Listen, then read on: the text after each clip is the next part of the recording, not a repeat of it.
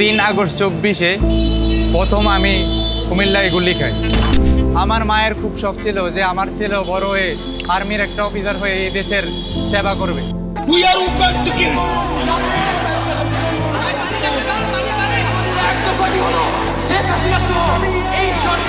ওটা নিয়ে মাথা ব্যথা তো তেমন ছিল না। যখন দেখলাম যে মারা যাচ্ছে, আবু সাইদ মারা যাচ্ছে, মুগ্ধ এখানে গুলি করে মারা হচ্ছে, তারপর হেলিকপ্টার দিয়ে গুলি করা হচ্ছে, তখন আসলে মাথা ব্যথাটা শুরু হয়েছে আর কি। সারা দেশে উত্তাল পরিস্থিতি ছিল, বাট কুমিল্লায় এটা অনেকটা পরে আসছে। যখন প্রথম 16 জুলাই আবু সাইদের উপর গুলি চালানো হলো, তখন থেকে গাও শিরে উঠলো যে কিভাবে এক যৌক্তিক আন্দোলনে অংশগ্রহণকারী একটা ছাত্রের উপর এভাবে পুলিশ গুলি চালাতে পারে। যখন কুমিল্লায় বিশ্ব রোডে আন্দোলন শুরু হয়েছিল, তখনের কথা যদি বলতে যাই, বিশ্ব রোড থেকে আন্দোলন হচ্ছিল, কুমিল্লা ইউনিভার্সিটির ওরা আন্দোলন করতেছিল। তখন আমাকে বলছিল যে অ্যাক্টিভ হওয়ার জন্য বা যাওয়ার জন্য। তখন আসলে ভয় কাজ করতেছিল যে যাবো কি যাবো না, বা যাওয়া হয়তো ঠিক হবে না, যেরকম মানুষকে দৌড়ানি দিচ্ছিল, পুলিশ মারতেছিল। তো আসলে ভয়ের জন্য তখন যাইতে পারিনি।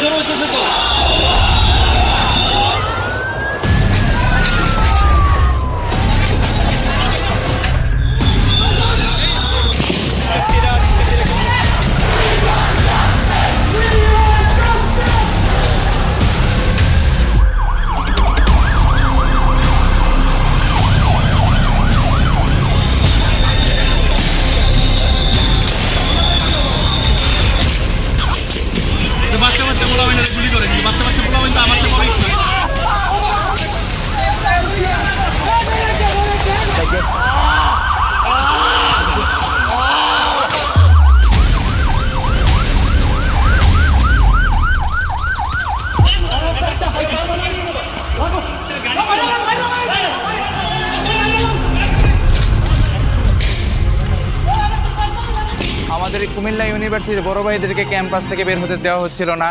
ছাত্রলীগ, বিজিবি এবং ওই পাশে আর্মি ক্যান্টনমেন্ট হওয়ার পর ওদেরকে 3 দিকের চাপের কারণে ওরা ভিতরে কোণঠাসা হয়ে পড়ছিল। সেই থেকে আমরা স্কুল কলেজের ছাত্ররা একসাথে হয়ে কুমিল্লা বিক্ষোভ কর্মসূচি নামে একটা কর্মসূচি প্রকাশ করি। কুমিল্লা শাসনগাছা ব্রিজের এই পাশ থেকে পুলিশ লাইন পর্যন্ত হেঁটে তারপরে পুরো ব্রিজ ঘুরে আসলাম। তখনই দেখতে পেলাম যে ব্রিজের 2 পাশে ছাত্রলীগ, যুবলীগ বিভিন্ন অস্ত্র নিয়ে আমাদের উপরে হামলা করার জন্য উৎপেতে আছে। কিন্তু আমাদের প্রথমে ভয় লাগলেও তারপরে আমরা সেখান থেকে উঠে আসি, কারণ আমাদের বড় ভাইরা যেহেতু এতই স্যাক্রিফাইস করতে পেরেছে, তাহলে আমরা কেন পারবো না।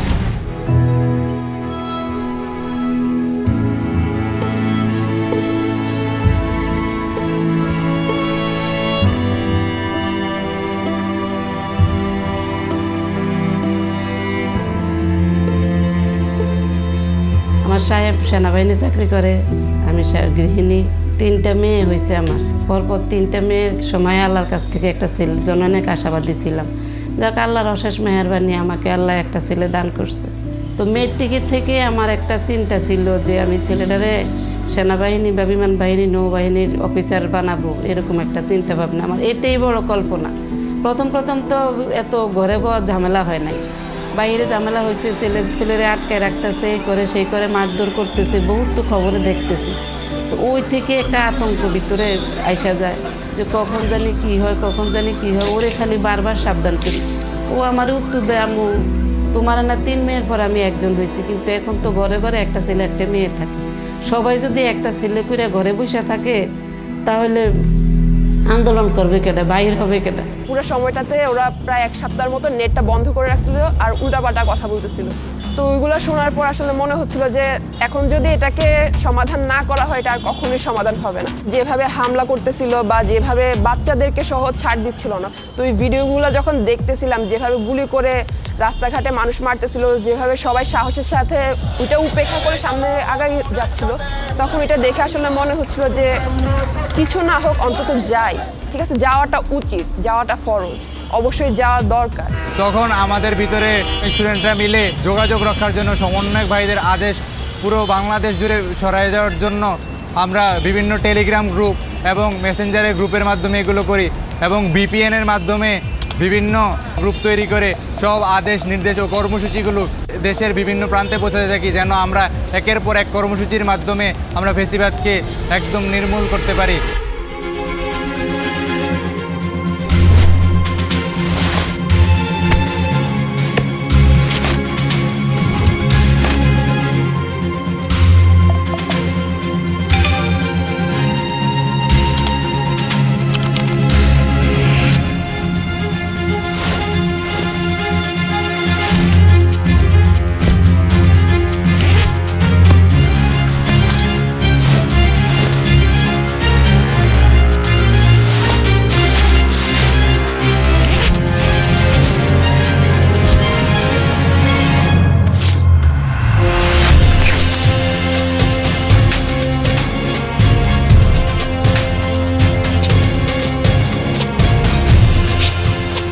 বাসা থেকে 10টার দিকে বের হয়ে কুমিল্লা মুন হসপিটালের সামনে পুলিশ লাইন মোড়ে এসে অবস্থান করি।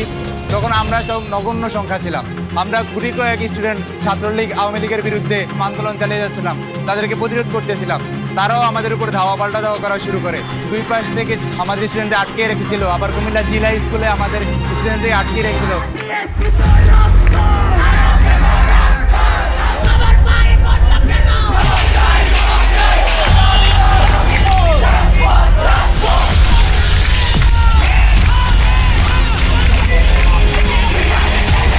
বাসা থেকে ম্যানেজ করে বের হওয়াটা একটু কঠিন ছিল। বাসায় মিথ্যা কথা বলে বের হওয়া লাগছিল যে আমার ফ্রেন্ডের বাবা অসুস্থ, তো ওকে দেখতে যাব, এই কথা বলে বাসা থেকে বের হলাম। বের হওয়ার পর স্টেডিয়ামের সামনে কয়েকজন বাধা দিচ্ছিল যে এখানে যাওয়া যাবে না, আপনারা ফেরত চলে যান, এখানে ঝামেলা হবে, পরে কিন্তু বিপদে পড়বেন, এরকম সেরকম অনেক কিছু বলে বাধা দিচ্ছিল। তারপর আমাদেরকে ফেরত দিয়ে দিচ্ছিল।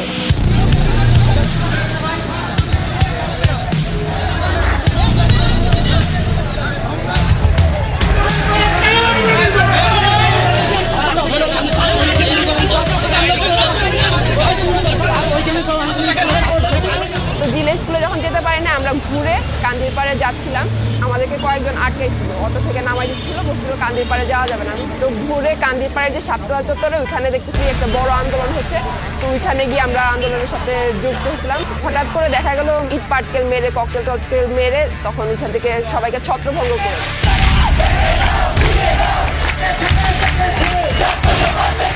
ওই পাশে ছাত্রলীগের কর্মীরা অবস্থান নিয়েছে এই মুহূর্তে।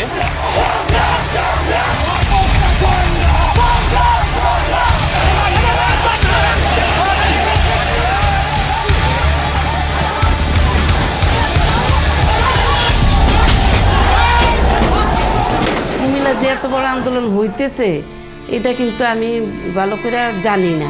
যখন ও বের হয়ে গেছে তখনই আমার মনের মধ্যে খুব কাপলা কাপলা লাগতেছে, ছটফটো করতেছি, আল্লাহর কাছেও কাঁদতেছি, নামাজ পড়তেছি, খালি খুব আতঙ্কের মধ্যে কি যে করছি। ওই দিন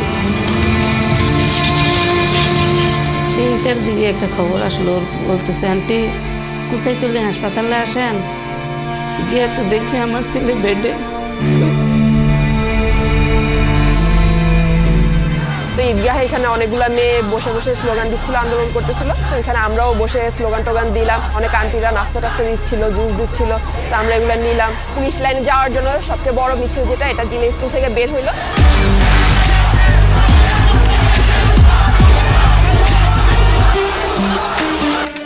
বাম পাশ থেকে চলে আসে জেলা স্কুলের পোলাপান এবং ওই পাশ থেকে বিশ্ববিদ্যালয়ের স্টুডেন্টরা আমাদের সাথে এক হয়। প্রায় 500 থেকে 600 জন একসাথে স্টুডেন্ট এই পুলিশ লাইনের মোড়ের ভিতরে আমরা জড়ো হই। উপর থেকে দেখলাম যে হঠাৎ করে ইট পাথর পড়তেছে বৃষ্টির মতো করে, মানে আওয়াজ আসতেছে, ককটেল ফাটানোর আওয়াজ, গুলির আওয়াজ আসতেছে। তো সবাই ছত্রভঙ্গ হয়ে যে যেভাবে পারতেছে দৌড়ানো শুরু করছে।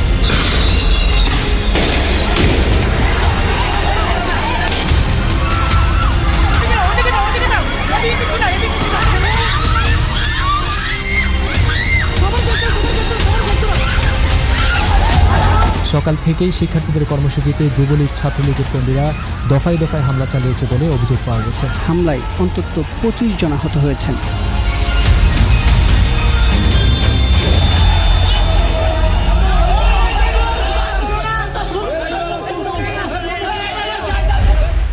পিছনে তাকানোর আসলে সাহস টাহস হচ্ছিল না। তো সামনের দিকে দৌড়াইলাম, পাশে ড্রেন টেন টপকায় নিচে একটা দেয়াল ছিল, দেয়াল টপকে আমরা ভিতরে ঢুকলাম, মোটামুটি অনেকক্ষণ ছিলাম। তখন আন্দোলনের ভিতরে এমন এক আবেগ কাজ করতেছিল, তখন কোনো বাধাই আমাদেরকে ধরতে পারতেছিল না। তখনই এক গুলি এসে আমার চোখে, নাকে, মুখে এবং বিভিন্ন জায়গায় পড়তে থাকে। তখন আমার এক সহযোগিতা ভাই বলে যে তোমার গায়ে তো গুলি লাগছে, কিন্তু তখনও ছাত্রলীগের নেতারা বিভিন্ন বাধা দেওয়া শুরু করলো। তারা হাসপাতালে ভর্তি করাবে না, আমাদেরকে নিয়ে পুলিশে ধরাই দেওয়ার চেষ্টা করতেছিল।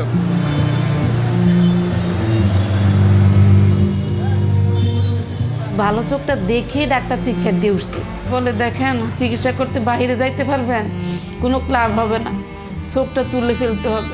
তো আমি চোখটা তুলে ফেলতে চাই না। আমার চোখের সামনে আমার ছেলের চোখটা তুলে ফেলবো না, আমি সহ্য করতে পারতেছি। যে ছেলে আমার গোল্ডেন পাওয়ার কথা, সেই ছেলে চোখের জন্য কোনো রকম রেজাল্ট করছে। এখন যে সামনে লেখাপড়া করাইতেছি, এই খরচ এবং ওর চোখের চিকিৎসা সকল কিছু মিলে আসে আমার সংসারটাই তো কানা। আন্দোলনের সুবিধাভোগী আমরা মোটামুটি প্রত্যক্ষ হোক পরোক্ষ হোক আমরা সবাই, কিন্তু দেখা গেছে অনেক দিকে আমরা মিসগাইড হয়ে গেছি। এটা যেভাবেই হোক আমরা মিসগাইড হয়ে গেছি। তো আসলে এই জিনিসগুলো আমাদের যে এক্সপেকটেশন ছিল ওইগুলো অনেক ক্ষেত্রে পূরণ হয়েছে বা পূরণ হওয়ার সম্ভাবনা আছে, কিন্তু এখন পূরণ হচ্ছে না। ঠিক আছে, ওই জিনিসগুলোতে আমার মনে হয় যারা সামনের সারিতে আছে ওদের একটু লক্ষ্য দেওয়া উচিত। আমার যে স্বপ্ন ছিল সেই স্বপ্ন তো আর পূরণ হলো না, আমি আর্মি অফিসার হতে পারলাম না। সামনের কেরিয়ারেও আমার এখন খুবই খারাপ অবস্থা। আমার পড়াশোনা থেকে শুরু করে কেরিয়ার সব কিছুই কেড়ে নিয়েছে এই এক গুলি। ফাঁসির মঞ্চে গেয়ে গেল যারা জীবনের জয়গান, আশি অলক্ষে দাঁড়ায়েছে তারা, দিবে কোন বলিদান?